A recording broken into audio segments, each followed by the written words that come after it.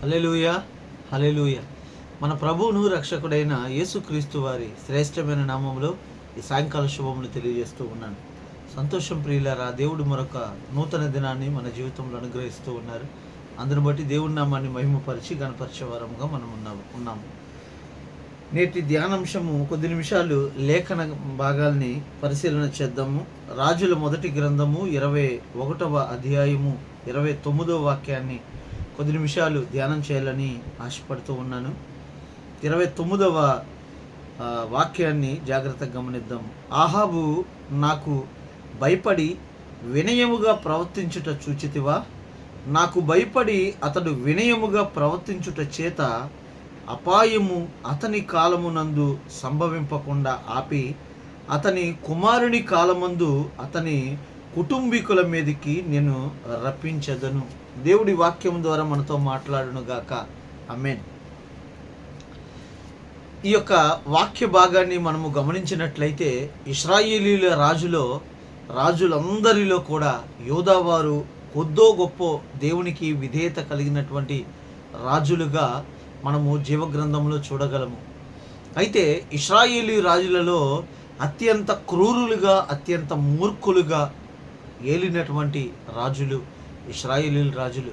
అందుట్లో సఖ్యముగా పరిపాలన చేసినటువంటి వారు ఒక్కరైనను లేకపోలేదు. దేవుని యొక్క ఆజ్ఞలను మీరి చాలా భయంకరమైనటువంటి ఆ యొక్క రాజ్య పరిపాలన చేసినటువంటి రాజులు ఇశ్రాయేలీ రాజులు. అయితే ఇశ్రాయేలీ రాజులందరిలో కూడా అత్యంత ప్రమాదకరమైనటువంటి దౌర్భాగ్యమైనటువంటి జీవితం జీవించేది ఆహాబు మాత్రమే.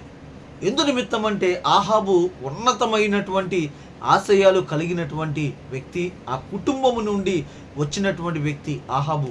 ఇశ్రాయేలీయుల సంతతి, ఇశ్రాయేలీయుల రాజులలో చాలా ప్రావీణ్యము కలిగినటువంటి వ్యక్తి, దేవుడు ఏర్పాటు చేసుకున్నటువంటి ఆయన ఉద్దేశము అవన్నీ కూడా సఫలీకృతము చేయగలిగినటువంటి వ్యక్తి కాస్త యెజెబెలు ఆ యొక్క ఆలోచన ప్రకారముగా, తన భార్య ఆలోచన ప్రకారముగా భయంకరమైనటువంటి పాపములో మునిగిపోయినటువంటి వ్యక్తి ఈ ఆహాబు.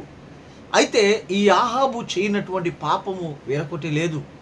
చాలా భయంకరమైనటువంటి స్థితిలోనికి దిగజారిపోతూ ఉన్నాడు అతను. అయితే ఆహాబు చేసినటువంటి పాపముల గూర్చి ఆ చిట్ట అంతా కూడా ఆ యొక్క గ్రంథములో మనము జాగ్రత్తగా పరిశీలన చేయగలము. ఆహాబు జీవితంలో అతను చెయ్యదగినటువంటి కార్యములు అనేకములు జరిగిస్తూ ఉన్నాడు. తన ఊరికి ఆనుకొని ఉన్నటువంటి యెజ్రెయీయుడైన ఒక నాబోతు ద్రాక్ష తోటను తన కంటికి కనపడేసరికి నీ పొరుగువారిని దేనినైనాను నీ ఆశించవద్దు అని చెప్పిన వెంటనే దేవుడు ఆ మాటను లెక్క చేయకుండా దానిని ఆశపడుతూ ఉన్నాడు. అంతేకాకుండా ఆ మాటను తీసుకుని వచ్చి తన భార్యకి చెప్పిన వెంటనే తన భార్య ఏం చేస్తూ ఉన్నదంటే నాబోతుని ఏదో రకముగా చాడీలు చెప్పించి ఆ యొక్క దేవుణ్ణి, రాజును దూషిస్తూ ఉన్నాడని ఒక నెపాన్ని అతని పైన ఉంచి అతన్ని అక్కడికక్కడే దుర్మరణము చెందేటట్లుగా, రాళ్ల చేత కొట్టి చంపేటట్లుగా ఆమె ప్రయత్నము చేస్తూ ఉండగా అది ఆపవలసినటువంటి వ్యక్తి సమర్థిస్తూ, ఆ యొక్క సందర్భాన్ని సమర్థిస్తూ వ్యక్తి ఏం చేస్తూ ఉన్నాడంటే, నాబోతు నీకు క్రయానికి నువ్వు అడిగినటువంటి ఈ ద్రాక్ష తోట నీకు ఉచితముగా నేను అనుగ్రహిస్తూ ఉన్నా అని చెప్పిన వెంటనే ఆ మాటకి తన రియాక్షన్ ఎట్లాగున్నదంటే, నేను ఆశపడింది నాకు దక్కింది అనేటటువంటి ఆలోచన చేత ఆ వ్యక్తి ఎంతగానో సంబరపడిపోతూ ఉన్నారు. అమాయకుడైనటువంటి ఆ నాబోతు ద్రాక్ష తోటను ఎప్పుడైతే ఎవరు కూడా అడగనటువంటి స్థితిలో తన పేదరికము ఉండగా దేవుడు అండగా నిలుస్తూ ఉన్నాడు. అతని పక్షాన, అతని కుటుంబ పక్షాన నిలిచి నీవు చేసిన పని ఏమిటి, నీవు చేసినటువంటి భయంకరమైన పాపముల నిమిత్తము దేవుడు ఒక్కసారే మనుషులు చేసినటువంటి పాపముల నిమిత్తము ఒక్కసారి వారి పైన ఉగ్రత అన్నది కలుగు చేయడు. చాలాసార్లు మనం అనుకుంటూ ఉంటాం, అయ్యో ఎంత దౌర్భాగ్యమైనటువంటి జీవితం జీవిస్తున్నాడు కదా, దేవుడు ఎట్లా చూస్తూ ఊరుకుంటున్నారు అని చాలాసార్లు మనం అనుకుంటూ ఉన్నాం దుర్మార్గులను చూసి. అయితే దేవుడు వారికి కూడా ఒక అవకాశాన్ని అనుగ్రహిస్తూ ఉంటారు. ఒకవేళ మార్పు అన్నది కలుగుతుందేమో, కొన్ని సందర్భాలలో వచ్చినటువంటి పరిస్థితులను బట్టి, ఒడిదుడుకులను బట్టి ఏదైనా మార్పు కలుగుతుందేమో చూద్దాం అని దేవుడు అవకాశాలు ఇస్తూ ఉంటారు ప్రియులారా. అయితే జాగ్రత్తగా మనం గమనించవలసిన విషయం ఏమిటంటే, ఎప్పుడైనా సరే నిన్ను నీవు నిలువెత్తు పాపానికి అమ్ముకొని నువ్వు పాడైపోతూ ఉండగా దేవుడు కొంతకాలమైనా సరే సహిస్తూ ఉంటాడు. కానీ ఎప్పుడైతే మరొకరికి ఆత్మీయ ఆ యొక్క యాత్రలో వారికి ఆత్మీయతలో నువ్వు అడ్డుగోడగా ఒక అవరోధముగా నువ్వు నిలిచావంటే గనుక వెంటనే దేవుడు నీకు పనిష్మెంట్ ఇవ్వడానికి సిద్ధముగా ఉన్నారు. ఆ స్థానములో ఎవరు ఉన్నా సరే నిన్ను నీవు ఆటంకపరుచుకో, కానీ ఎదుటి వారికి మాత్రం ఏ కోశాన ఆటంకముగా నిలవకూడదని దేవుని వాక్యము సెలవిస్తూ ఉంది. స్వయాన క్రీస్తు ప్రభుల వారి సశరీరులుగా ఉన్నటువంటి కాలములో ఆయన ఒక మాటను మాట్లాడుతూ ఉన్నారు. ఎదుటి వారికి నీవు ఆటంకముగా నిలిచిన ఎడల నీకు కాళ్లకు ఒక బండ కట్టుకొని నడి సముద్రములో పడవేయుట యుక్తం అంట.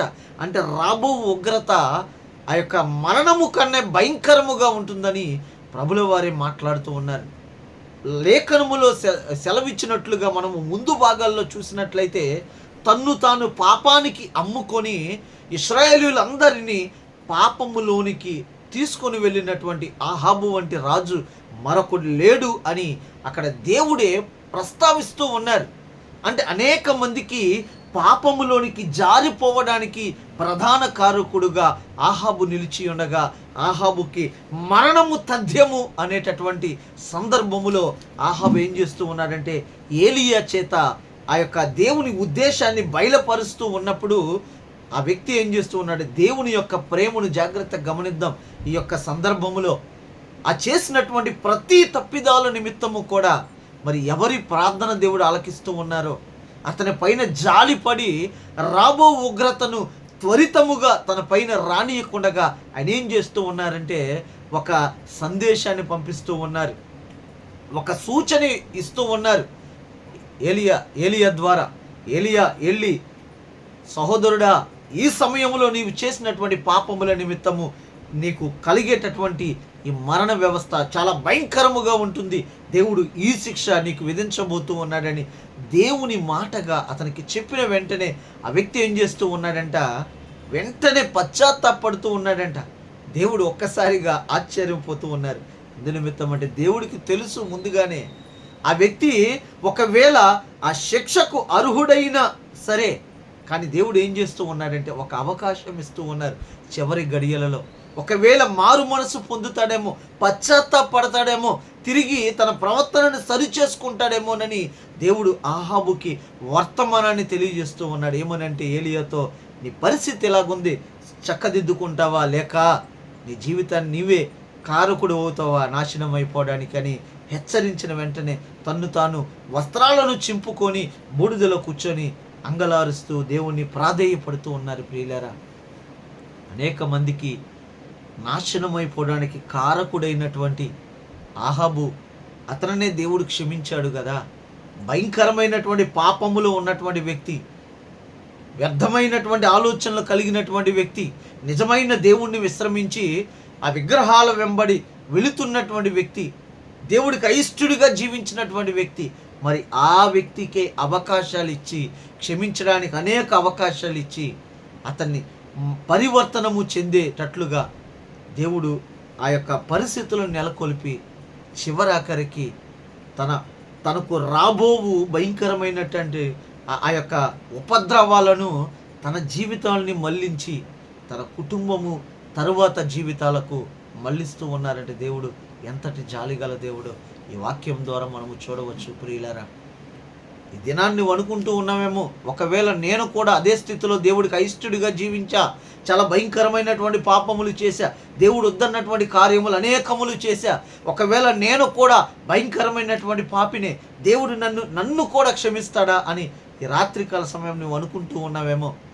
నువ్వు ఉన్నటువంటి స్థితి నిజముగా ఘోరమైనదే, అది నీకున్నటువంటి పరిస్థితులను బట్టి నిజముగా నీకు తగినటువంటి శిక్షావిధి అది జరగవలసిందే. కానీ ఆ శిక్షావిధి అంతా కూడా సిలువలో ఆయన పైన వేసుకొని ఆ శిక్షా విధిని ఆయన వైపు మళ్ళించి రక్షణను నీ వైపుకు మళ్ళించడానికి ఆయన సిద్ధముగా ఉన్నాడు.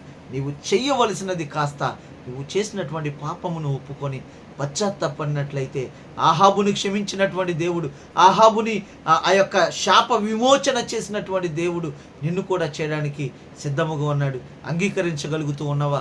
ఈ రాత్రికాల సమయమున వాక్యం వింటున్నటువంటి ప్రియ సహోదరి సహోదరుడా, నీవు చేసినటువంటి ప్రతి తప్పిదములు కూడా ఒప్పుకొని పశ్చాత్తాపడినట్లయితే నా తండ్రి, నా దేవుడు నిన్ను నీ పాపములను క్షమించడానికి సమర్థుడుగా ఉన్నాడు. నిన్ను నీవు దేవునికి అప్పగించుకోగలుగుతూ ఉన్నావా? ఇవ రాత్రికాల సమయమున ఆలోచన చేయవలసిందిగా ప్రభు పేరట మనవి చేస్తున్నాను. నీ పాపాలను ఒప్పింపు చేయడానికే పరిశుద్ధాత్మ దేవుడు ఈ వాక్యము ద్వారా నీతో మాట్లాడుతూ ఉన్నాడు. వాక్యాన్ని అంగీకరించగలుగుతూ ఉన్నావా?